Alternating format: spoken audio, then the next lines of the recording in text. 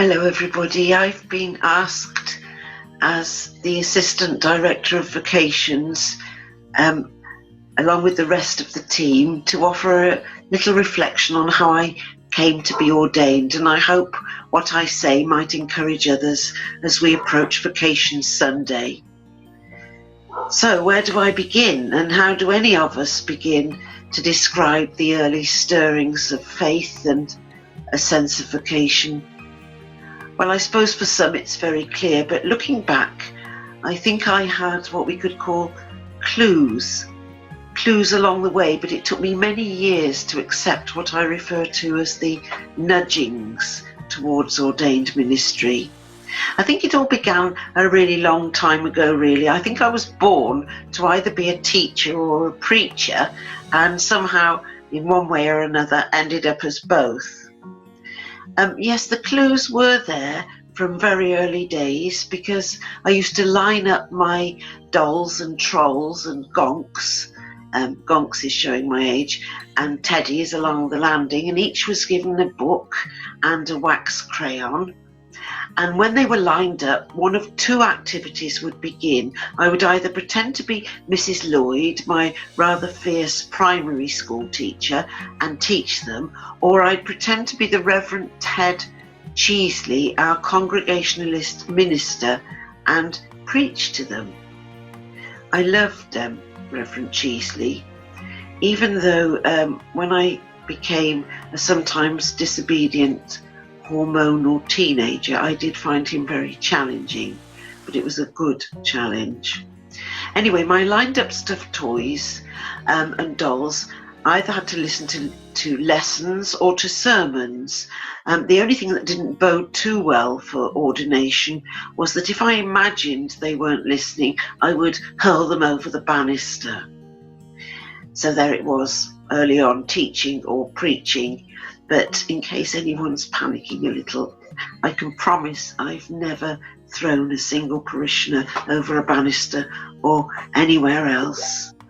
Honestly, I haven't.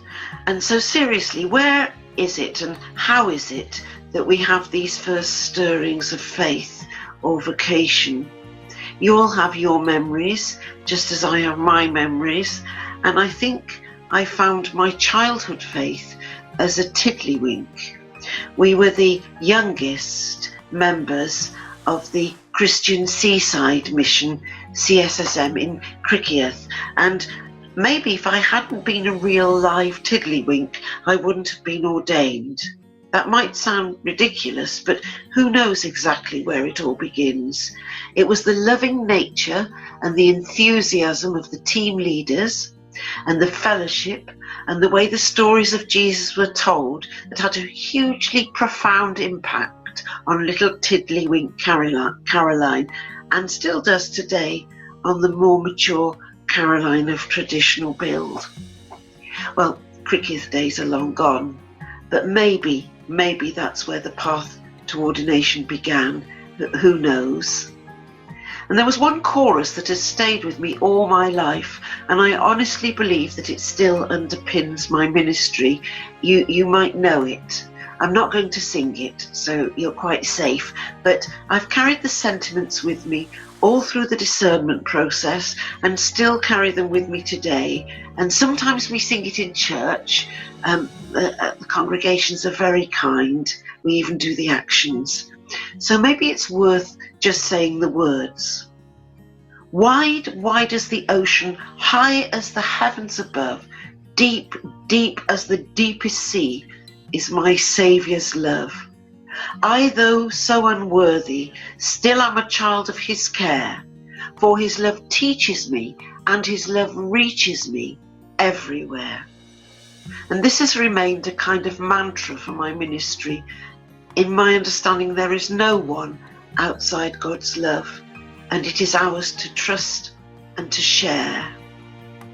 Well, I'll move on rapidly now, but the nurture and love and warmth and deep faith of those with whom I came into contact at a very early age definitely played a big part in the path to ordination. So moving swiftly on to student days, I didn't go to church. I was probably too busy running around as a wild student.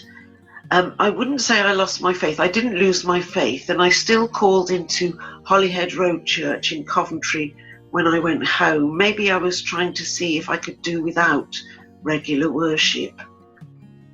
But then I fell into regular Anglican worship when I was getting ready to be married and attended confirmation classes in St Margaret's Church in Roath. I was still teaching, and I loved teaching. I really loved it and was loath to leave it. But at the back of my mind, or somewhere within, there was a kind of nudging that I should be in some kind of ministry. When I became a mother of young children, I found it difficult to arrive anywhere on time, but particularly for any weekday church gatherings. And so, to remedy that, I started a regular group in my front room on a Wednesday morning. It was a discussion group and a Bible study group. And apart from Bonzo the dog stealing the communal biscuits and people venturing bravely into the kitchen, which was never at its hygienic best with two young children, those groups went down very well. And so eventually I voiced my nudgings to my vicar, who, to my amazement, wasn't surprised.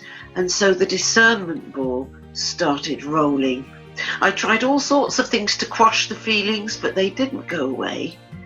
But nothing was wasted. And the experiences I had in the questioning phase have somehow fed into ordained ministry. It was a lovely elderly interviewer at the provincial board who said to me, "Nothing in your past, Caroline, will be wasted." And he was quite right, it hasn't been. I'm still very surprised that I'm a priest. I still can't quite believe it. I thank God for the privilege of literally and metaphorically inviting others to his table, to God's table, where no one is excluded. And I thank God for all the people who've encouraged me on the way, because I do believe, as David Jenkins, Bishop, once said, we are what our relationships allow us to become. I never thought I was the right sort, but the wonderful congregations have taught me that I'll do, and together we've held on to the hope and the faith that through our Lord we can find that life in all its fullness, even through the inevitable challenges and frailties of our human lives. So that's a very brief outline of my story, and I hope it can encourage others in some way. I firmly believe that God has a sense of humour because, well, to be honest, here I am. I hope this helps. Goodbye.